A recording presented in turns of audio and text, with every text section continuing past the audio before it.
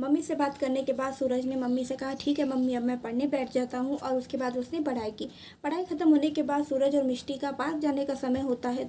तभी मम्मी ने देखा कि बाहर तो बारिश होने वाली है और मम्मी ने कहा कि बेटा आज तो हम पार्क नहीं जा पाएंगे। मम्मी की बात सुनकर दोनों बच्चे निराश हो गए और सोचने लगे कि अब क्या करें। तो बच्चों ने तुरंत टीवी का रिमोट लिया, स्विच ऑन किया और टीवी देखने बैठ गए।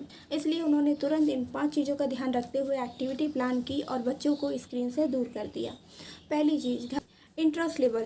बॉय का और गर्ल लेवल का इंटरेस्ट बिल्कुल डिफरेंट होता है, इसलिए हमें ये बात ध्यान रखनी चाहिए कि बच्चे को जो हम गेम दे रहे हैं या एक्टिविटी दे रहे हैं वो बच्चों के इंटरेस्ट की है या नहीं।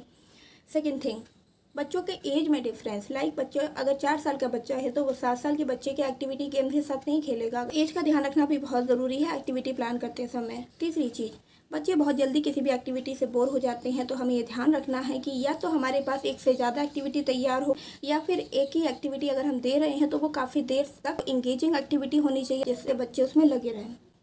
चौथी चीज़, तो कई बार ऐसा होता है कि मदर्स के पास टाइम नहीं होता बच्चों के साथ में खेलने का या फिर बच्चों को गाइड करने का, तो एक्टिविटी में किसी भी तरह का कोई हार्मफुल ऑब्जेक्ट यूज़ नहीं होना चाहिए।